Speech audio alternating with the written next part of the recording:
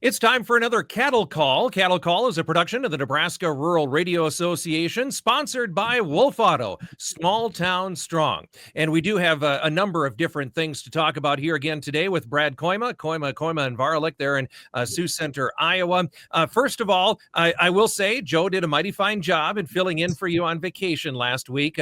We did miss a couple of cattle reports while you were gone, but come back to, again, a strong cash cattle market last week. Your thoughts on what we've gotten ourselves back to and maybe what has led to that. Chad, thanks for having me on. Doesn't surprise me that Joe did a good job. He's been here a long time. So that's great to hear. You mentioned that we missed a couple of reports, and I'll, sarcastically respond that, it doesn't seem like it matters what the news is. The market goes higher anyway, right? That's the kind of market we've got here. And some of that at times can be self-fulfilling when you're talking about a fund-dominated trade where the funds buy it every time it makes new highs. And so you got new buying every time, and you got more energy and more buying power in the market. That's certainly part of it. But, Chad, the bottom line of this market, as we've said 100 times, I think, is we continue to be led and influenced and dominated by an extremely strong cash market. And I'm talking about both in the feeder cattle trade and also in the fat cattle, live cattle trade.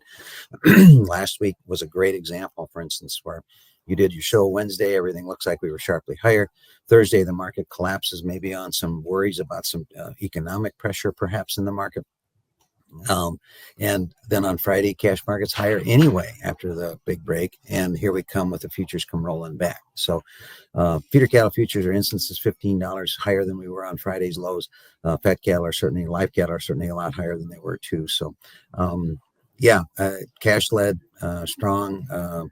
The inventory report, of course, was a little bit friendly. I thought that the cattle on feed report, while the placements were down, some do show some traces here of maybe that there's a little bit of heifer retention starting to happen, but certainly not in a big way. All right. And that was going to be one of my questions, because that is something we watch quarterly, right? Is how many heifers are being shuffled to the feedlot versus how many are staying on the ranch. Again, you said there's just a little inkling of that happening, possibly. Is that the takeaways? That's exactly the way I would describe it. While it's not a dramatic number, it's not like the 2015 situation where if guys were feeding, then you remember you had the big run up in 14, and then it's like everybody decided at the same day that, okay, let's hold heifers and bang, but there is a smaller percentage of heifers on feed compared to steers by a ways this time. Okay, so we had the first quarter of the year, we had a tiny bit. Now we've got a little bit more. In terms of what the cattle inventory report said, that heifer retention number was bigger than the trade guess. Okay, the calf crop was bigger, but this report was really frustrating, because anybody that's followed me for a while remembers the rant that I went on and on about the fact that they couldn't find enough money to have the semi-annual report last year. So the inventory report was as compared of 2 years ago. So you had to do an awful lot of extrapolation. But if you did that, that number that they had suggested it was going to be, if it would come in the trade guess, it was actually a little bit bigger than expectation. Now, overwhelmingly supplied? Of course not. And none of that. Is that bearish today? Clearly it is not. But, when we're at a place like this in the marketplace, one has to take a little bit of a longer view than what I think today's cash market is. We can try to talk about that, but it's not easy. The market is, in the here and now, extremely strong. Yep. All right. Well, let's get to a couple of listener and viewer questions that we've had here over the last couple of weeks. And this one kind of takes a hint, takes a nod to what you were talking about before as far as leverage goes. How these kill cuts that we've been talking about, they've been kind of off and on so far this summer, but how are they affecting leverage, not only for the packer, but for the producer as well? Is there a two-sided story to that situation? Yes. We could do that discussion for an hour and a half today, Chad, but let's try to cut to the chase here. Kill cuts have gotten quite dramatic of late. Okay. There is a number of places that are killing 32 hours rather than 40. Certainly nobody's going extra on Saturday like they do sometimes. Packer margins have gone from rotten to horrible. Me, I'm not, setting up a GoFundMe account or anything for them. But the reality is, if from an analytical standpoint, is when does that then change that magic word of leverage. Right now there isn't enough cattle to go around, period. There's more shackle spaces than there are cattle, period. Not even up for argument, right? And then the irony of that is that there are some new plants trying to come online, for goodness sakes, just down the road from you. So not only have we slowed that down, we've actually put more pressure on that whole issue. So at some point, though, you look at like last week's kill and several weeks in a row, really. Actually, I think almost 3 months worth of the kill. I question whether or not, are we really killing the available supply or are we not? And at this point, it's not bearish. At this point, we still have leverage. At this point, there's still less cattle in their shackle spaces, even if they're going to go 32 hours. But over time, if they're able to back that supply of cattle, and here's a boring statistic, okay? The last report said we had 98% on feed, okay? Year-to-date fed cattle slaughter is more like 6% now. Year-to-date fed cattle slaughter, 2.5% slaughter. So, I'm sarcastic and I'm skeptic too. Is the USDA right? I don't know. Probably not. But what else do I have to go on? Or is the slaughter level right? So again, market is in great shape in the here and now. But I mean, you got to take a little longer view here and think about if we slowly lose leverage because we back cattle up because of the kill cuts, things will be different. Trust me, the packer's going to have blood in his eyes and I want to try to get some of this margin back. Yeah. Well, and, I know we are slaughtering cattle that are heavier than they were a year ago. Is that increased weight enough to make up for some of the things that you were talking about? It's a start. And that's certain. Seems to me this is a personal bias and a personal opinion. Okay, I just looked through the regional weights real carefully again this morning. They come out updated on Tuesdays, and again, Iowa, the average weights are slightly above a year ago and slightly above the 5-year average, but not with a whole lot of drama. Unlike even Nebraska is quite a bit above a year ago, but Texas, my goodness, is way above a year ago. I mean, way above, like 45 pounds of carcass weights above a year ago. Kansas, not quite as much, but a lot higher than a year ago.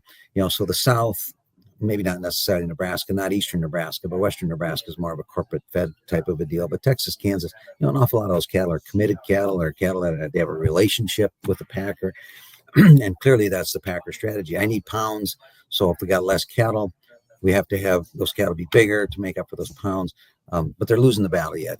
As you can tell by the uptrending market and still a stronger cash market. But I think that's the plan. We'll see how long it takes for them to execute. Okay.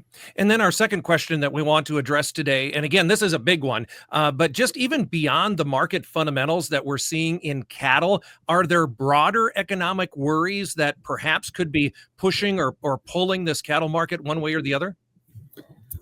Well, therein is the gorilla in the room, is it not? I think, Chad, I've said many times to customers and others that every day when I go home, there's something that could happen that would make the market be down the limit tomorrow morning beyond my control. Now, is there something that could happen to make it go up the limit? I don't remember that happening very often. It's just, so yeah, you look back at like Thursday where we were looking at a kind of a disruption in the confidence, maybe in the economy, things going on with this jobs report. And okay, I don't want to get too political about the whole thing, but if you would indeed get enough of a flow toward, oh boy, we are really going to have a recession, that's really going to hurt demand, something like that. That's probably the part of the market that I'm the most scared about. Now, some people would say, no, I'm more worried about the border reopening in Mexico. And I think that's a genuine concern, but I just don't know if they dare to, given the whole, the whole risk, and all the broadcasting they've done about how scary it is, right? But, something that would happen from that standpoint. And we still don't really have resolution with some of our major trading partners here either. We've made some progress with the UK, Japan, Korea, but, China is the big, the big unspoken one that we haven't got much progress with in terms of a tariff deal or a trade deal. So, yeah, I wished I could predict what it was. Nobody knew the morning before September 11. Nobody knew the day before we had mad cow disease. All those things are out there. So, like I've said here 100 times, it's okay to stay friendly, but buy put options and don't be dumb about it. So sorry, that's kind of my perspective. Yep, that's definitely where we're at. That's the situation for sure. Just as we wrap up today's conversation, you kind of mentioned it at the beginning too. Just feels like there's a lot of support under here. Haven't seen a tremendous amount of trade yet this week, but what are your feelings? How things might shake out as far as business in the country for the rest of this week? I'd be shocked if it's not higher. There was a handful of cattle traded on that Fed cattle exchange that doesn't get used a lot, but at 237, which would be 2 or 3 higher for this. That was in Texas. Early indications here, I think 247's in the mix, quite likely. Honestly, I think there's a 60-40 chance that we could trade cash cattle in the north at 250. That's saying a lot. Okay, I'm not saying for sure, but I'd say there's a better than even shot that we'll get that done. And then we'll see. Maybe that's a round number that makes a difference, but it sure should be higher, in my opinion, from the sound of things. All right. Appreciate the conversation, Brad. Contact information for folks that would like to reach out. Yeah, there's our website, kkbtrading.com, but we'd like to have you call us, 712-722-0023. We got 4 brokers here, and you can find out just how little we know if you want to give us a call. How much or how little, depending upon your situation, right? Well, this is a market I was pretty bullish, but it's exceeded my expectations, so it's becoming harder and harder to trade, I guess, other than trying to be the old guy in the room and gently remind everybody to let's not pull a Humpty Dumpty here, right? Let's survive the fall when it happens.